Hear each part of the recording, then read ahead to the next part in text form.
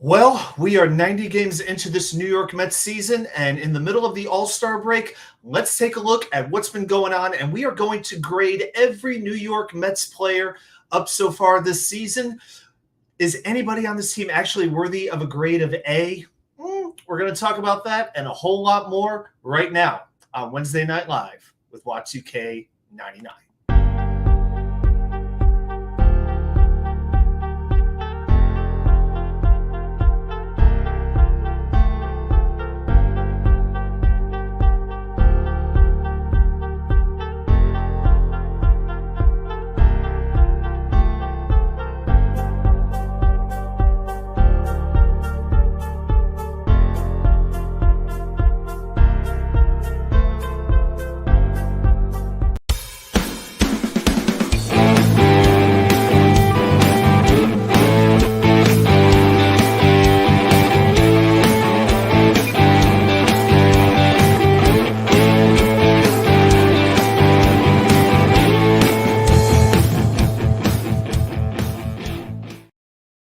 And welcome back to the second episode of Wednesday Night Live with WA2K99. I'm recording live from the studio apartment in Newport News, Virginia.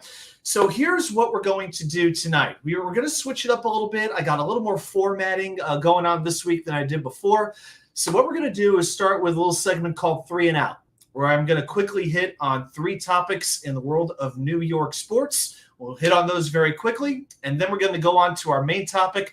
We're going to spend a lot of time tonight on the New York Metropolitans of the National League and talk about a whole lot of players. We'll do a whole lot of analysis, give a whole lot of criticism, and give praise where it actually may be just due. We may even talk about the draft a little bit if we have the time. And also, now I want to mention this as well. Don't forget to hit that thumbs up button there. Because if we get a certain number of likes tonight, we get a certain number of thumbs up, at the end of the show, I'm going to ask the chat a trivia question. So you can get trivia. It might be about any New York sports team. We'll try to keep it somewhat relevant to what's going on. But remember to hit that thumbs up, and we could do some trivia right before the end of the show. As usual, we're planning on going about an hour. So strap in. Let's start the show tonight. And first, I'm going to give you a little 3 and Out. So number 1, the New York Jets. It was the worst kept secret. We all saw this coming. And as it turns out, they will be doing Hard Knocks this season. It is supposed to air on Monday nights. That's the latest that we've heard. Hopefully Mike Francesa realizes that the Jets did not really have a say on if they were going to be selected or not. He was calling it one of the dumbest things they could possibly do. If I was the Jets, what are they doing? What are they doing now? Okay? I don't understand what the Jets are doing. Why would they? They don't need the distraction. Here's the thing. If the New York Jets aren't mentally strong enough to handle the scrutiny that comes with Hard Knocks, then they're not strong enough to have a great season, let alone be a contender for a championship. Now, to me, there's the good, the bad, and the ugly. The good is the Jets get the exposure. You know, if you look at the major sports, and I'm even going to include soccer, football is the only one that is not really regional. You know, you grow up in a certain city, you root for that baseball team, that hockey team, for the most part, that basketball team. But football is the outlier. You might root for any team. You know, I mean, there's people who root for all the New York teams and root for the Dallas Cowboys. You know, it doesn't make a lot of sense how that happens. But football is not regional. So if you're, as a Jets fan, I'm looking for exposure and new fans any way that I could get it. And if it takes Hard Knocks to expose casual fans to our players and to get them to become Jets fans, then I'm all for it.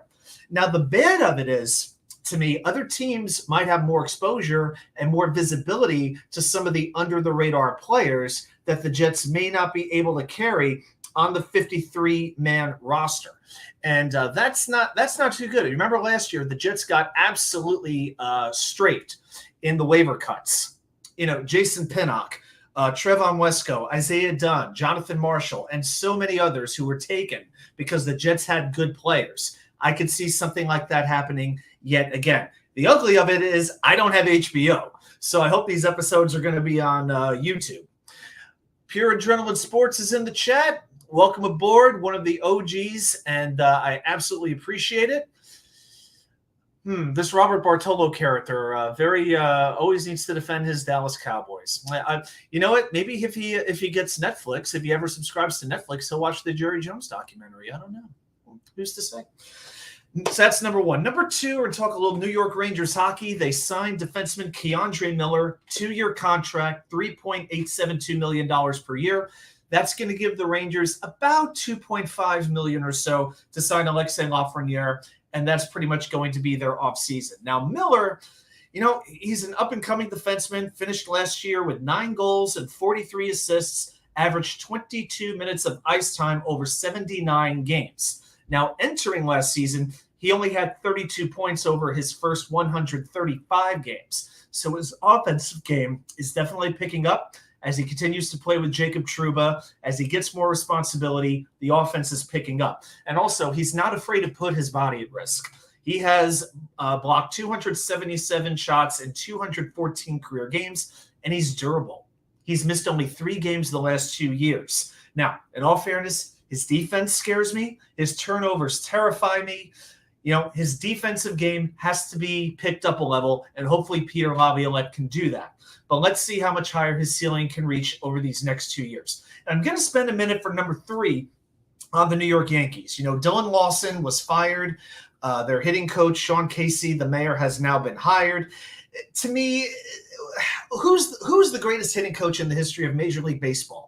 Can somebody tell me that? Was it a hitting coach that made Tony Gwynn great or made Ted Williams great? And on we could go with the litany of great hitters we've seen in the history of baseball. It's very individualistic. I think this roster was put together in a way that didn't make sense. If you look at the Yankees roster, they can't set the table. They don't have a leadoff hitter. The Yankees, to give you some numbers, have the second worst batting average in baseball, 231. The 5th worst on-base percentage at 300, and they've scored the 12th fewest runs per game in baseball, 4.4. This team needs hitters, okay? They are what they are. Now, as far as their future outlook, I think the Yankees should still sneak into the playoffs because it's hard for me to imagine that Anthony Rizzo, DJ LeMahieu, Giancarlo Stanton are really this bad and have completely fallen off the cliff. But if those 3 aren't producing, the rest of this offense just can't do the job. I mean, Josh Donaldson has, 10 home runs and 15 base hits total this year? I mean, it's ridiculous. Now, with the pitching, I really like the starting rotation. When you put in Nestor Cortez coming back, Carlos Rodon finally showing up, and this is why I never wanted the Mets to sign him because, I never felt that he was going to be durable enough. You throw in Garrett Cole, Domingo Germán, you have a very good rotation. And the bullpen, they've been fine, with Clay Holmes, Michael King, Tommy Canley. They've had the best bullpen ERA for most of the season. Started to, shrink off a little bit there. But I think they're going to be okay. I don't know how they're going to do against the best competition. But the bottom line is this. Without Aaron Judge, they're not playing like a playoff team right now. And with 6 teams, it's hard to imagine a world where the Yankees don't make the playoffs. But if number 99 doesn't return, I don't think it's going to happen. Well, that's my 3 and out. Now let's get into the topic of the night, and that is the New York Mets. So the Mets are 42-48 on the season, 7 games out of the last wild card, and they are 632 games behind the first place Atlanta Braves. I'm sure Robert will appreciate that remark. And they are well off last year's pace. Blown 21 leads this year, shut out 8 times. So let's just go through the entire roster. They give you some numbers on the players. We're going to break them down, and I'm going to give you my letter grade for each player. So let's start with the position players, and I'm going to start with one of the brightest spots. I'm going to catcher, and I'm starting with Francisco Alvarez, one of the top prospects in baseball, called up and is here to stay this year. He has a very good chance to set the all-time rookie record for home runs by a catcher. I think Johnny Bench had 27, I want to say. Alvarez is already up to 17. He's had a lot of clutch hits too, which I'm going to get into in a moment. But he's been prolonged to a lot of batting slumps. Sunday he failed miserably, with runners in scoring position, striking out one time on 3 pitches, grounding into a double play another time. I will say this, his defense has impressed me. His defense has been a lot better than what a lot of the Mets brass were saying. You heard one of the reasons that the Mets didn't want to bring him up initially was that Hey, Grandizer, good to see you. Jets Cast is live right now, too. He needs to stick to 7 p.m. or later. You know what? He had a commitment to start at 10 p.m. That's when he always did it. And if that's the way he wants to do it, you know it. It's his channel. Although, let's be honest, he's not really Jets Chaos anymore. He's changed his name. And you know what? If he wants to do it that way, it's his channel. He could do it however he wants it. I'm just gonna let it be because I really don't need to do that. So we'll go from there. Anyway, with Alvarez, you know, one thing that's really cool is that Max Scherzer, and we'll get to Scherzer in a moment, loves pitching to him. He loves Alvarez's fire, his competitiveness, his energy. But to get back to the clutch hitting, check this out. Francisco Alvarez has 4 go-ahead or game-tying home runs with 2 outs in the 6th inning or later. You know the only other rookie in the expansion era to do that? Ken Griffey Jr. You know, you can't teach a clutch gene. That's what I love so much about Alvarez.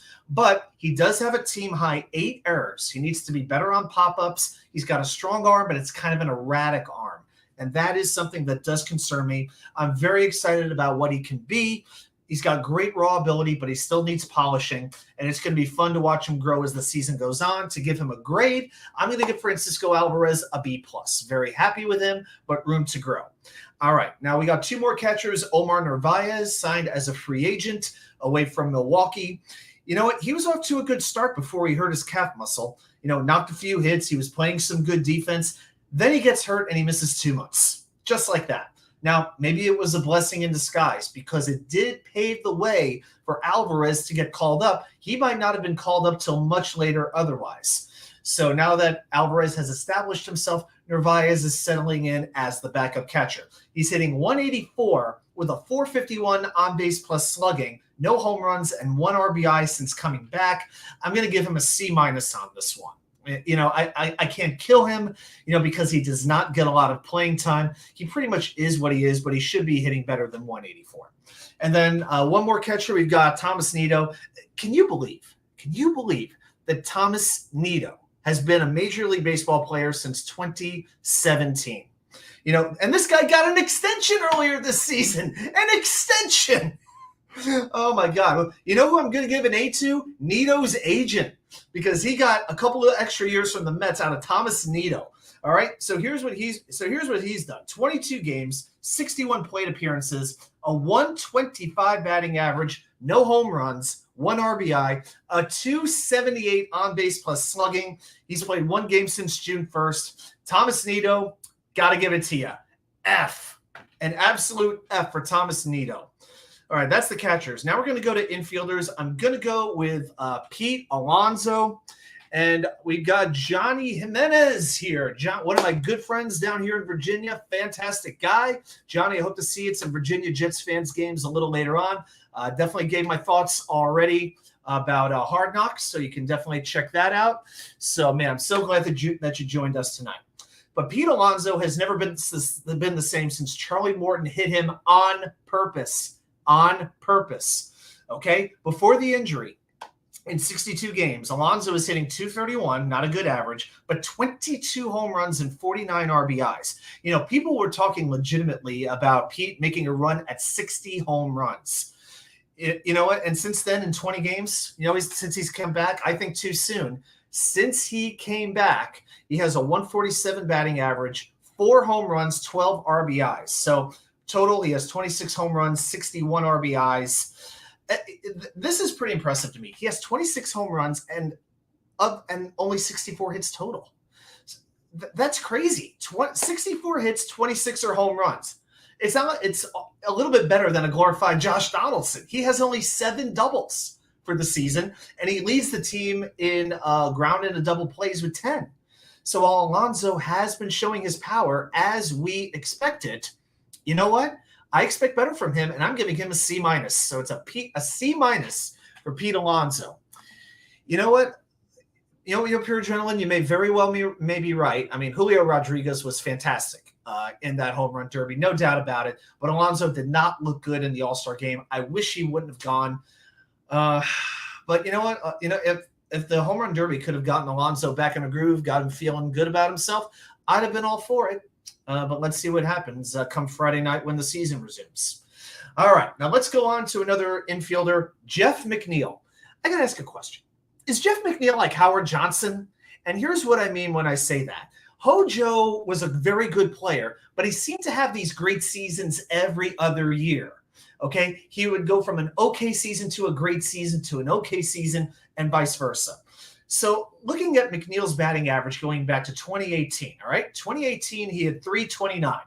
2019, he hit 318. 2020, 311. Really, really good. 2021, he plummets to 251. Last year, 326, he wins the batting title. This year, he's down to 253.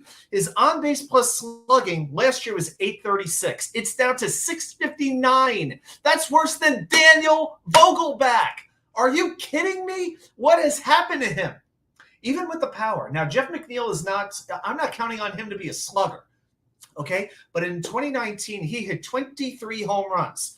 In the 4 years since, he's hit 23 home runs again. 23 in one season, now 23 in what we'll call 3.5 years.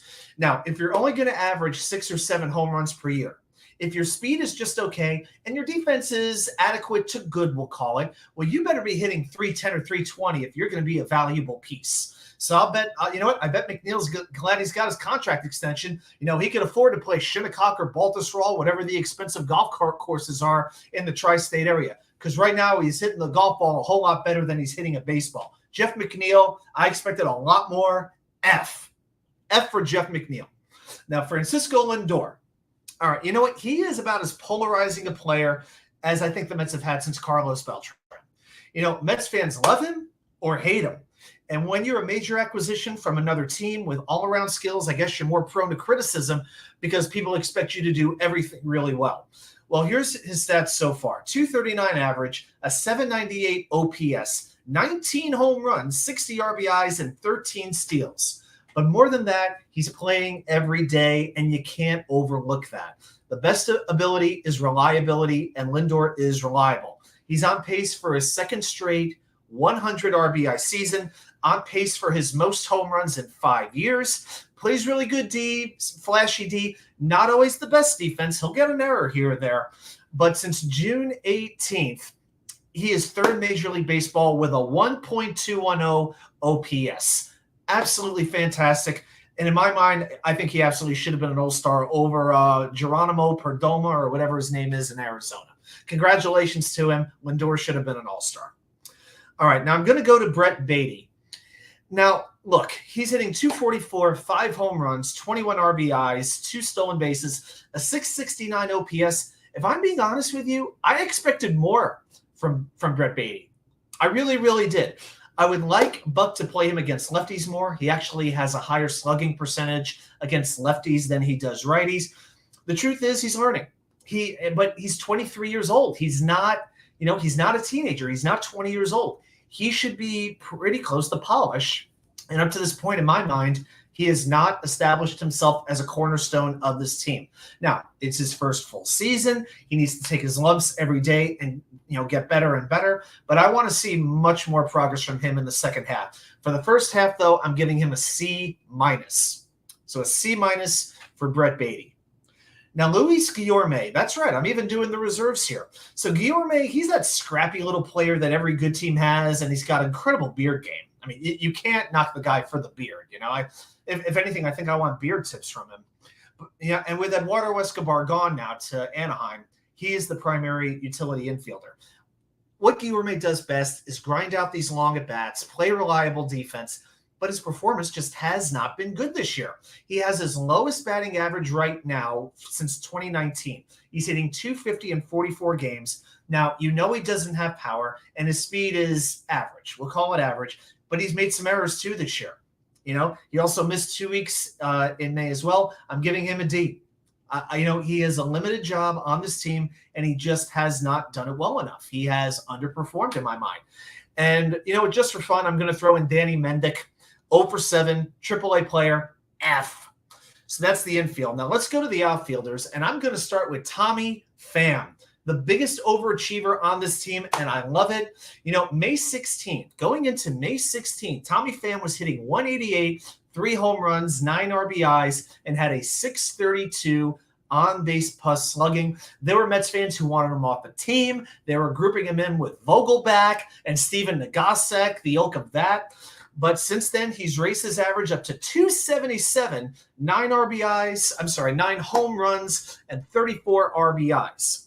He also has 10 stolen bases, which you can't overlook. His defense is fantastic. His fielding and his arm have been a joy to watch.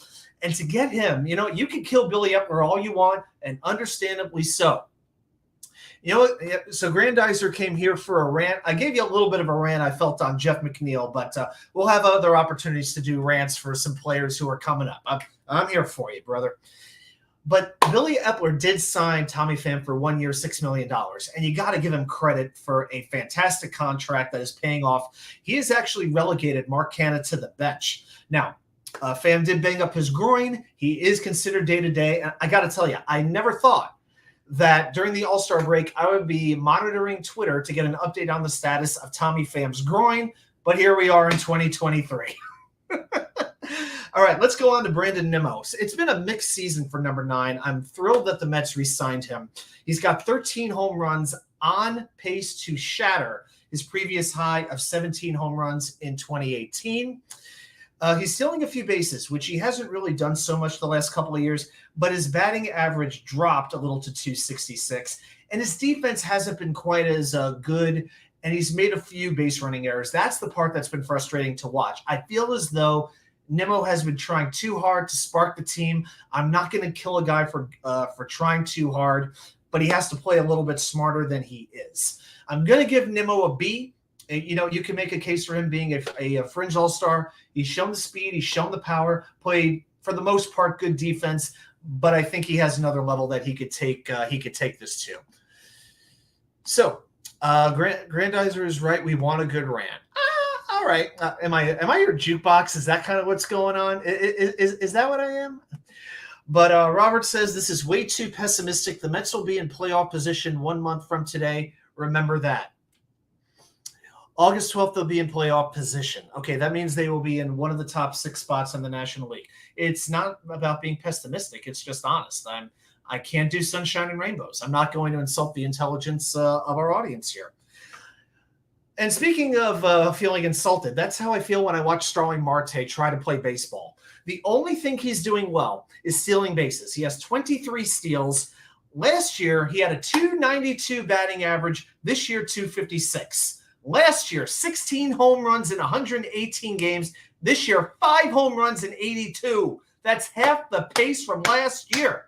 And he has 8 double plays he's grounded into. And doesn't it seem like every time he does that, like the bases are loaded or the Mets have an opportunity to take the lead or go ahead?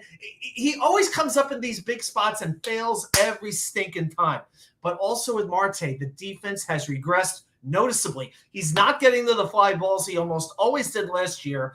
I'm not a big WAR guy, the wins above replacement, but he's got a minus 0.4 WAR. Not good. To me, it seems he's never recovered from last year's groin surgery, aside from stealing bases. And you know what? Neither have the Mets. He's under contract for a few more years, but I got to tell you, outside of McNeil, no one has ticked me off this year more than Starling Marte as far as position players go. Starling Marte, I'm going to do this Ray Lucas style. F. Johnny Jimenez, he's got some thoughts here. This could be the year. Knicks, Mets, Rangers, and Jets all win the championship. Let's go. What are the odds I can get in Vegas on that happening? I will say this, in all fairness, I can't remember the last time that all 4 of the teams that you and I root for were at least as underachieving as the Mets have been, in all fairness.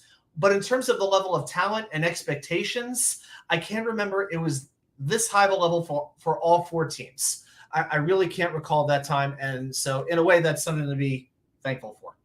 So that's Starling Marte. Now, Mark Canha, you know what? He's slightly regressed, but not too noticeably. He's 34 years old. He is what he is. He's a 4th outfielder. But his average has dropped from 266 to 245. He's a fine all-around baseball player, a little power, a little speed, a little defense. But his home run pace continues to drop. And at that rate, you know what? He's going to be on the bench as long as Tommy Pham is playing as well as he is. Now, I will say this about Mark Canha. if we were talking about just games against Philadelphia, you know what? I might give him an A. Mark Canha just has a way. Mark Canha is to Philadelphia what Pat Burrell was against the New York Mets, where they'd be okay players, but against that team, they kill it. But I'm just going to give Mark Canha a C- because the average has really, really regressed. All right. Now we're going to go on to designated hitter Daniel Vogelbach. What else needs to be said, my friends? He's hitting .225. He never saw a fastball down the middle that he didn't take. I know he's had a few big hits recently, big deal. You know what? When you can't run, when you can't field, when you can't hit for average, you better hit with some power. And one home run every 39.4 plate appearances is unacceptable. Unacceptable. 5 home runs and 26 RBIs in 63 games. Enough of this guy. I would rather see DJ Stewart DH than Daniel Vogelbach. Oh my gosh, I can't deal with this anymore. Man, Daniel Vogelbach, F. My gosh, Mark Vientos, I'm gonna give him an incomplete grade. Okay, I'm gonna be nice. He was here 1 month. He played 16 games, 45 at bats. 1 home run, 5 RBIs. He really didn't have much of a chance to succeed, so I'm giving him an incomplete grade. And I'm going to give you a couple of other incomplete position players right now. DJ Stewart, Gary Sanchez, who was here for a cup of coffee before San Diego took him. Michael Perez, who is actually a pretty decent hitting catcher. Not Francisco Alvarez, but he hit well.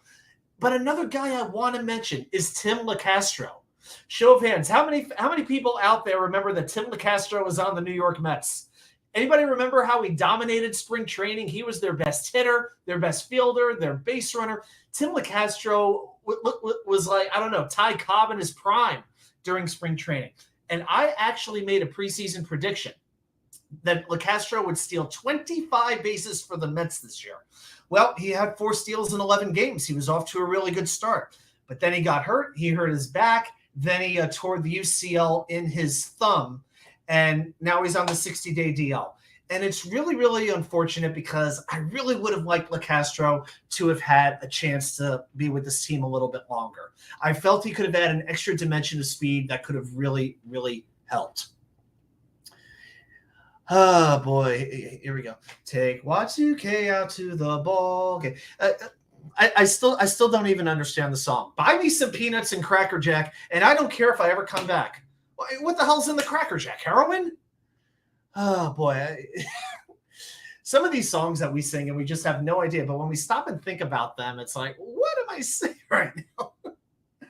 All right, so we've done the position players, and now we're going to go on to the pitching staff. Oh, this pitching staff. Justin Verlander. Let's start with him. So we got that injury news on opening day. On opening day! He missed the first month, and I was there in Detroit at Comerica Park when he made his triumphant return to the mound and immediately gave up back-to-back home runs in the first inning, including one to Javi Baez. Oh, my gosh, was that frustrating. I did have one great IPA in Comerica Park. That was about the highlight of my trip. But Verlander, I mean, here's the thing. He has pitched 12 games. Johnny, an F for the pitching staff. I'm not going to grade the entire pitching staff, but I will grade each and every single player. There are definitely pitchers who deserve an F, and we're going to get to them before very long. I'm sure you can imagine who some of them are, but I might have a pitcher or two who have a grade of A. There might be 1 or 2, so stay tuned for it. But Verlander has pitched 70 innings, only 57 strikeouts. That worries me. Verlander is one of the greatest strikeout pitchers of our generation, and he's averaging less than 1 per inning. 3.6 ERA, can't be upset about that. A 1.2 whip, walks plus hits divided by innings pitched. Sounds okay, except last year, that whip was 0.89, the best in baseball. He's not the same pitcher physically. He's relying on his guile, his intelligence to get hitters out. I think he's still a good starter. He's not washed, but he's no longer a dominant force right now. So I'm going to give Justin Verlander a C. I feel like part of me wants to be a little bit harder, but Verlander will at least keep the team in games. So I'm not going to maybe I'm being too kind with Verlander, but I'm holding my judgment on declaring him done the way some fans have. Speaking of done, Let's talk about Maxi Pad Scherzer, shall we? How many more Max Scherzer rants can I do? You know what? If you didn't see my video I posted Sunday, the 8 statistics that prove why the Mets are doing so badly, that demonstrate why they're doing so badly, I went on my second Max Scherzer tirade. Check that video out after the show if you want. Let's get into these numbers again. Now, I'll give you one good number. The Mets have won 10 of the 16 games he's pitched. They're actually over 500, which is okay. Let's get to the bad. He's giving up a home run every 5 innings. 18 home runs allowed in 87.2 innings pitched. That home run rate is up there with the likes of Austin Gomber, J.P. Sears. I'll give you all a moment right now so you can Wikipedia them. Patrick Corbin, Lance Lynn, his whip is around 1.2. Not terrible, but not Scherzer-esque. He has a 4.31 ERA. That is not someone you pay $40 million to. The last time Max Scherzer had an ERA over 4 was 2011, his third full season, 87 innings pitched, 85 hits allowed, 42 earned runs. But you want the most damning number outside of the home run rate? Okay. Last year, Max Scherzer walked 24 batters all year. This year, he's walked 23 already. 23. He's one away from equaling last season. He's lost his control. He has no ability to throw a slider. I mean, please, I could throw a tighter slider than he does. You know, he's lost his slider. Actually, you know what? I think Manny Machado found the slider twice on, once on Sunday. He deposited into the seats. You know, and because he doesn't have his control, you know, the other home run he gave up to Machado on Sunday, he gets to a 3-0 count, which he never would have done back in the day. Machado's looking fastball all the way, deposits that one, I believe, into the right field seats, and you knew at that point, if you didn't know already, you knew that game was over. Absolutely terrible. Yeah, you know what, Johnny? He's a Hall of Fame pitcher, no question about it. But you know what? When Max goes into the Hall of Fame, don't count on seeing one single orange and blue jersey in attendance. What an absolute disappointment that he is. For being such a big game pitcher, you know, I feel better about Tyler McGill pitching right now than I do Scherzer.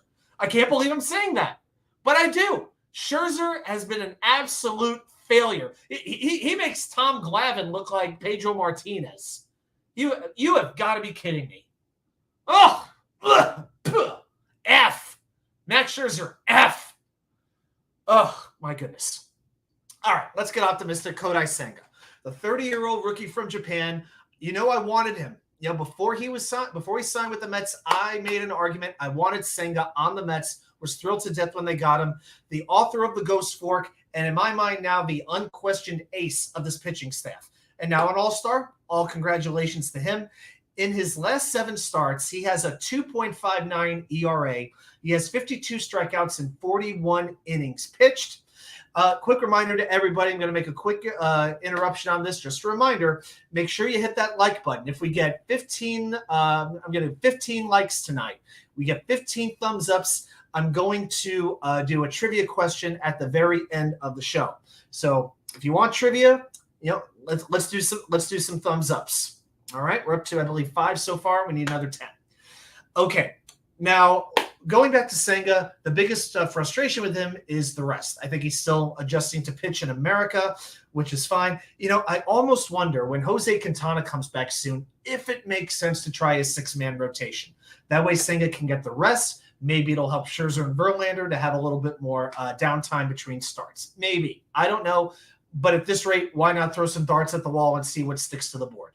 Now, Senga has not been lights out all first half. He's been prone to walks, averaging 3 per game. But unlike Scherzer, he's shown the ability to adjust his arsenal, to change how he pitches and get better results. And even when he gives up base runners, he often gets a big out when needed. And when he's on, as we've seen against Philadelphia, he could shut down any lineup. 8 shutout innings, not easy to do. I'm going to give Senga a grade of B, but I got a feeling at the end of the year, it's going to be much, much higher. I'm very happy that the Mets signed Senga.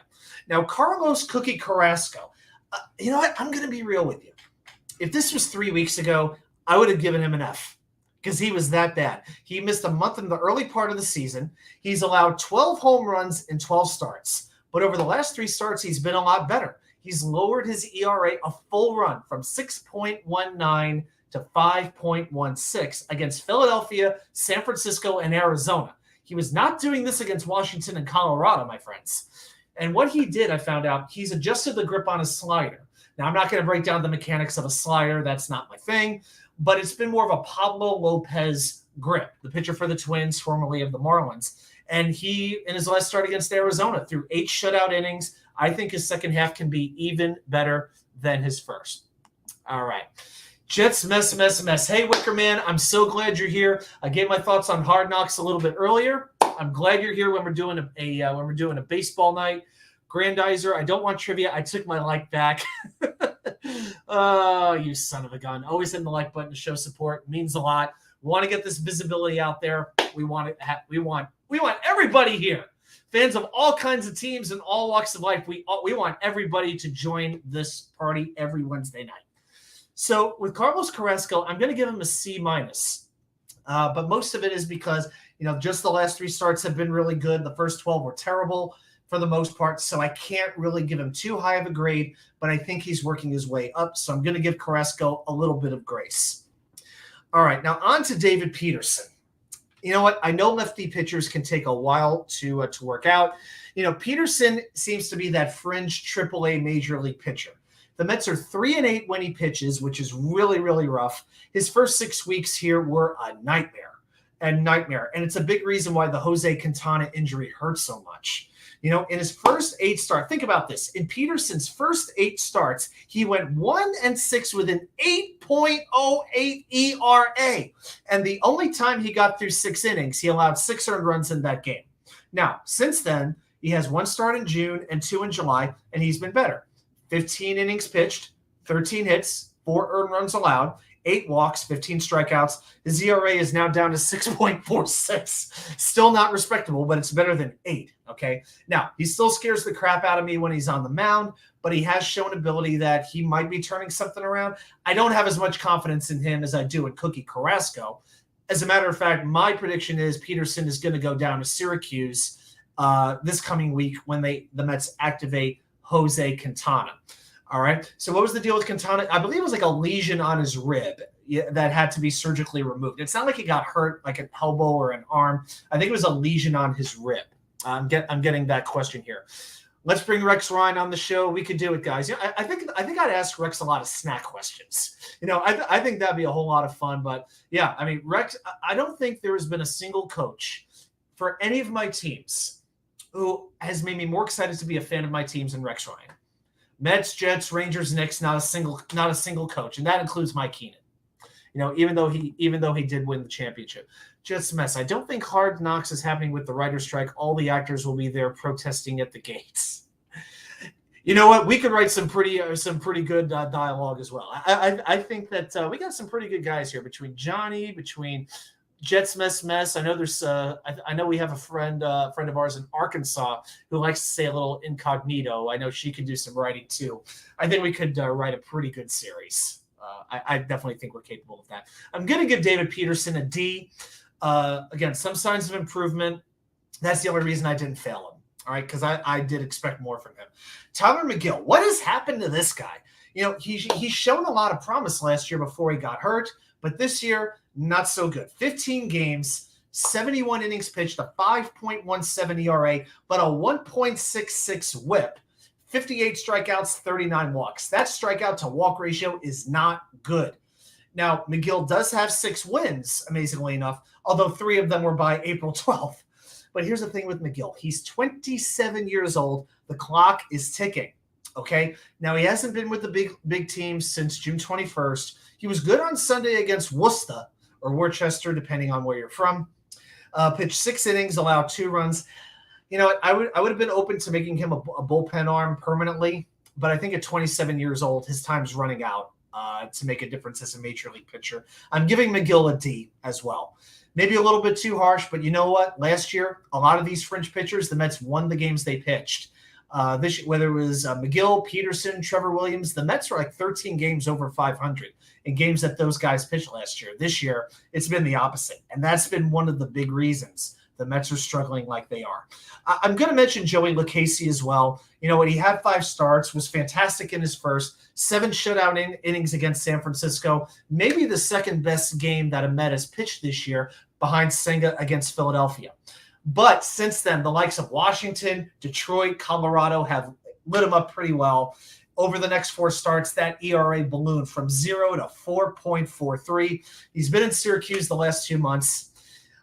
Because his first outing was so good, I'm going to give him a C-, and that's it for the starting rotation. All right. First of all, I see we got some new people in the chat. Welcome aboard. We are giving a letter grade to every single New York Mets player through the first 90 games. We've done the lineup. We've done the starting rotation. Now we're going to go to the bullpen. The bullpen. I need a drink. Maybe it's water or maybe it isn't. You'll never know. All right, David Robertson. You got to give him a whole lot of credit because imagine what this pen could have been with a 1-2 punch of Edwin Diaz and David Robertson. You know, Robertson has pitched 39 innings, 13 saves, allowed 29 hits, only 9 runs allowed, plus 46 strikeouts to just 11 walks, and a 2.06 ERA. And this is even better, a 1.01 whip. If you have a whip around even 1, you're doing really, really well. The only negative I could put on him is he's given up 5 home runs. That's really it. Outside of that, Robertson has been everything that you could have asked for. I'm going to give him an A- only because of the home runs allowed. And he did blow one game recently against San Francisco, which certainly hurt. But A-, very happy to have Robertson. Now, Adam Ottavino. You know what? Anybody got a flavor? Flip it, throw it up in the air, and see where it lands. Because which side is showing? Heads, tails. Every Adam Ottavino outing is like a coin flip. You never know what you're going to get. He could get the biggest outs, or he could fall flat on his face like Jim Carrey in his old stand-up comedy days. Okay? He's got a 3.72 ERA. Like David Robertson, has also allowed 5 home runs, but his swing and miss stuff has not been there as much. He's got 38 strikeouts in 36 innings, 17 walks, 15 earned runs allowed. But you know what? With the other pieces that's in the bullpen, Bucks had to use him in the high leverage spots. You know, Ottavino is just so erratic. I'm giving him an average grade C, and that's it. Now, Brooks Raley, I don't have a whole lot to say about him, and that's about one of the best things you could possibly say about a Mets reliever. I really wish the Mets would have signed Andrew Chafin as the lefty. I mean, doesn't it feel like for the last 3-4 years, Mets fans have wanted Andrew Chafin, you know, the left-handed Rod Beck. It really feels that way. But every year, Chafin signs like a 2-year deal with another team, and Chafin wants a multi-year deal, and the Mets don't seem to be in the business of handing out multi-year deals to relievers outside of Edwin Diaz. So Raley is the lone lefty, and he's been okay. 2.30 ERA, 31 innings, 8 runs allowed, 12 walks, 34 strikeouts, 1.2 whip. I think the best thing I could say about him is he doesn't get a lot of attention from Mets fans. I think that's about as high a compliment as we could possibly give a Mets reliever outside of Robertson. Now, Drew Smith. Oh, Drew Smith. I know a lot of Mets fans hate this guy because you see stuff, you see raw ability, you don't see consistently good results. And every year his ERA jumps. In 2021, 2.40. 2022, last year, 3.33. This year it's a 4.30. But here's the thing that I can't understand about Drew Smith. He allowed a lot of home runs last year. 9 home runs in 46 innings. It was Max Scherzer-esque with this home run rate. This year it's not as bad. 4 home runs allowed in 29 innings. It's actually not as bad. Okay? But here's the thing. His walks are up too. 15 walks in 46 innings last year. This year it's 13 walks in 29 innings. Plus, you got to throw in that suspension for the sticky stuff. And he's already 29 years old. I feel like he should be 24, 25. He's already 29 years old. You know, the hopes were there he would emerge as a reliable piece for this bullpen one day.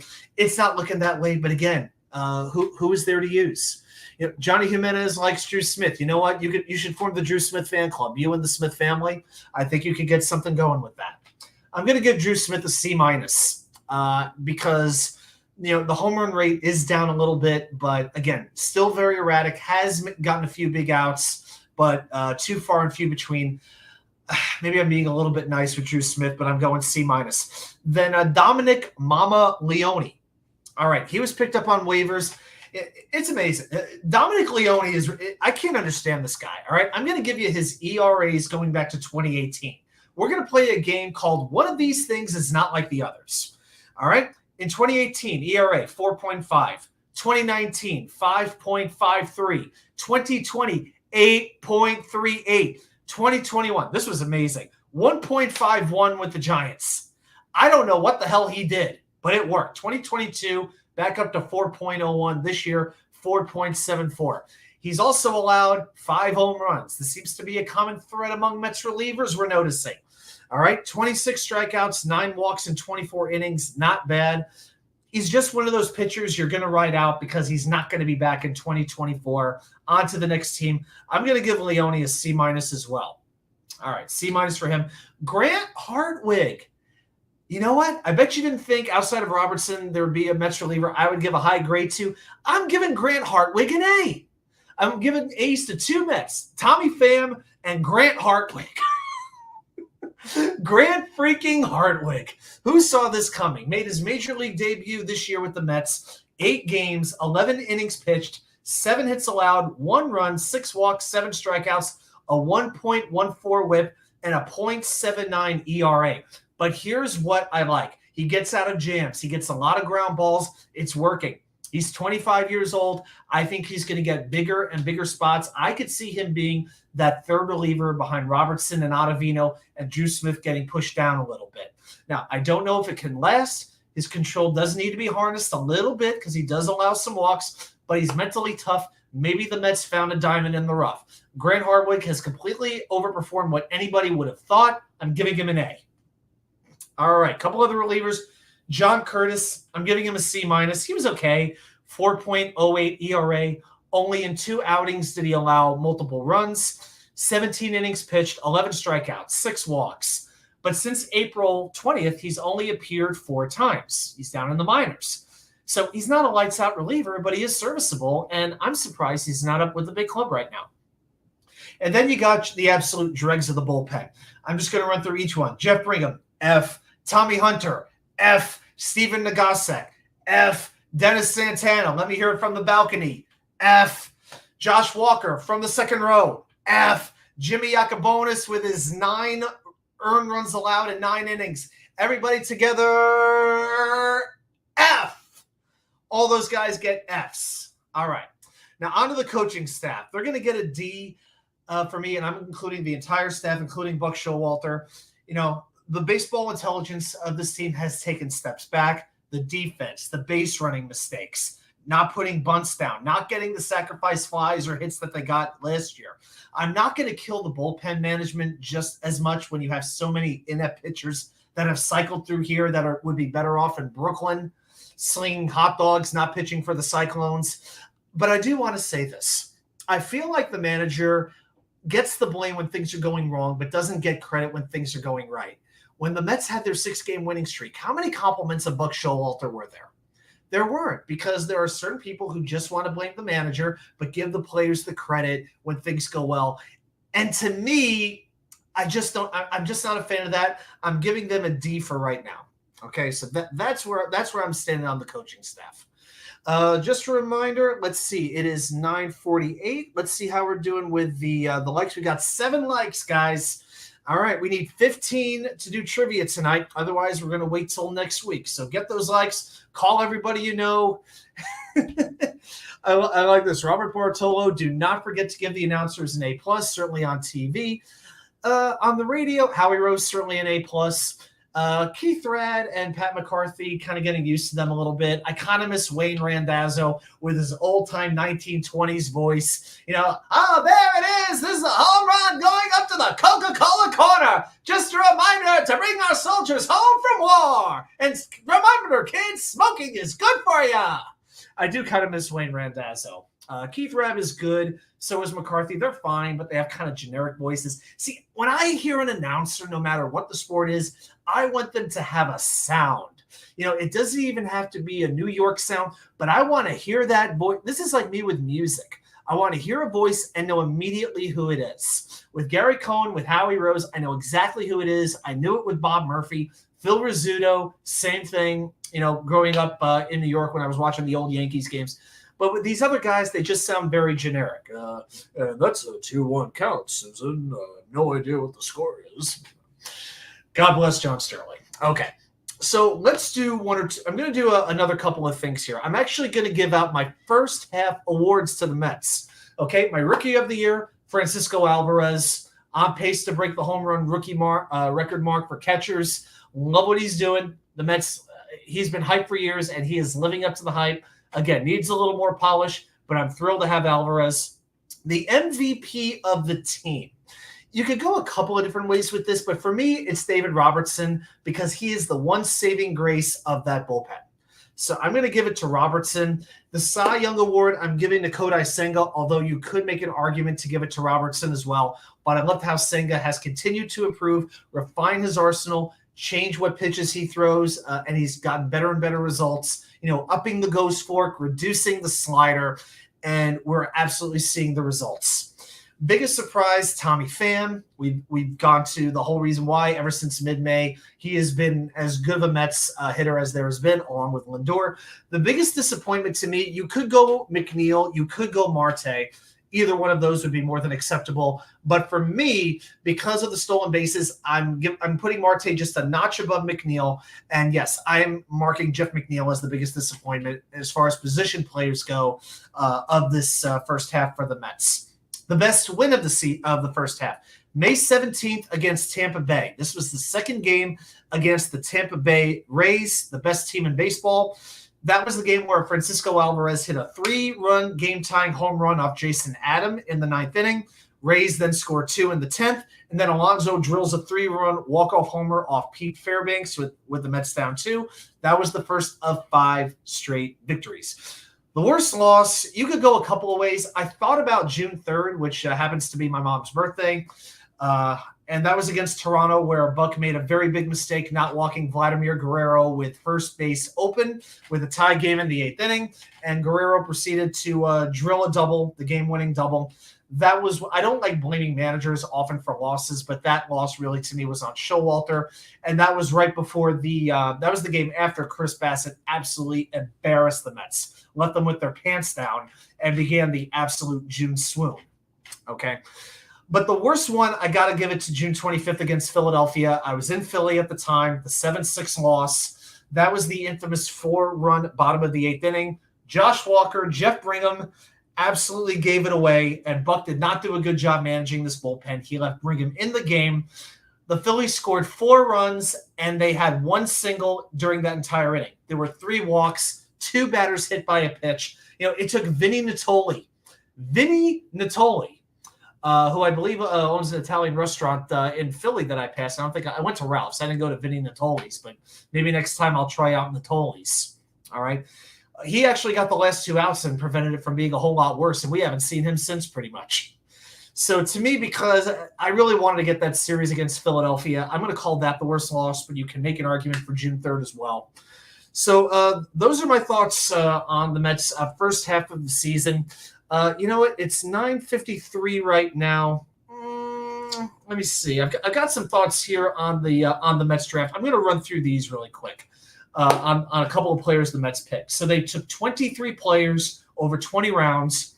Of those 23, 15 were pitchers, 7 were position players, and you had 1 two-way player from Texas. So we're going to call him Cowboy Ohtani. That's what we're going to do.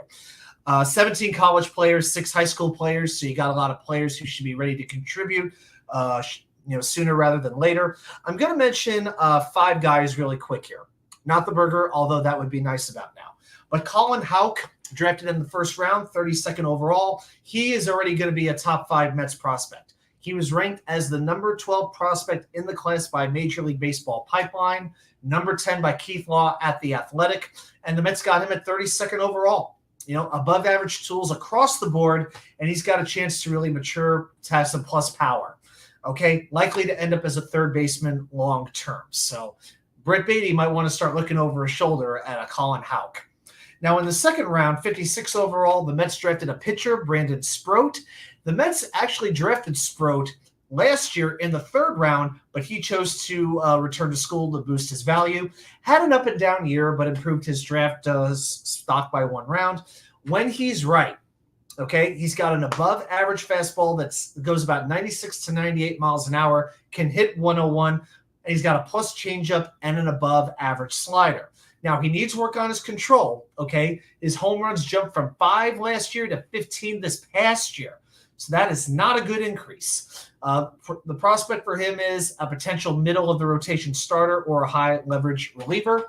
In the third round, 91, the Jets drafted Nolan McLean. This is the two-way player we were talking about. He has some of the best raw power in the overall class, but he struck out 37% of the time in his at-bats this year. Now, as an outfielder, he's got a plus arm, enough athleticism, but most scouts see him as a pitcher, which is what he did for Oklahoma State. He was exclusively a reliever for Oklahoma State. He's got a 95-mile-an-hour fastball, can hit 98, throws the slider and the curve, and they both have incredible spin on them. So it's going to be interesting. You know, one thing the Mets like to do is take these college relievers, like I think Christian Walker is one who's in their system. They like to take these relievers and see if they'll work out as starting pitchers. So maybe they're going to do that with McLean. It's going to bear some watching. Now, in the third round, 10 picks later at 101, the Mets got a pick as compensation for not signing Sproat the previous year. So they drafted Cade Morris, another pitcher, 6'3", 190 pounds, with some room to fill out a little more. He's got a nice clean delivery, gets a lot of ground balls, got a 42% ground ball rate this year. Very, very good. Fastball sits at 93 to 94, can hit 97, got an above average slider, which sits in the mid 80s. He has an okay changeup, and Keith Law has actually pegged him as a number 3 to 4 starting pitcher. Now, Cade Morris is from Nevada, so he pitches in that altitude where it can be pretty hard to pitch. You know, you don't always get the drop on your pitches that you do in a regular environment. Okay, so that's Cade Morris, picked 101. And I'm going to mention one more prospect, and this one's going to be a sentimental favorite of mine. Okay, in the 16th round, 486, the Mets drafted Jake Zitella, a third baseman. Why do I care about Jake Zitella besides the fact that he's Italian? Well, he went to St. Charles East High School in St. Charles, Illinois, which is literally 1 block away from where I lived for 14 years. You know, working as a sports writer, I covered a lot of games for St. Charles East years ago. And the fact that the Mets drafted him, I got to be honest, this is going to be my guy. I'm going to be the charter member of the Jake Zitella fan club, just like I am for Zach Kuntz at ODU for the Jets. Okay, but Zitella is 5'11", 200 pounds, very good bat speed. It was graded 55, which is very good raw power. He already has an exit velocity. If you care about exit velocity, of 99 miles per hour, which he showed off at a recent national showcase. And this is exciting to me. He was committed to go to the University of Illinois to play baseball. He has now foregone that commitment and signed with the Mets organization. So he will be with the Mets.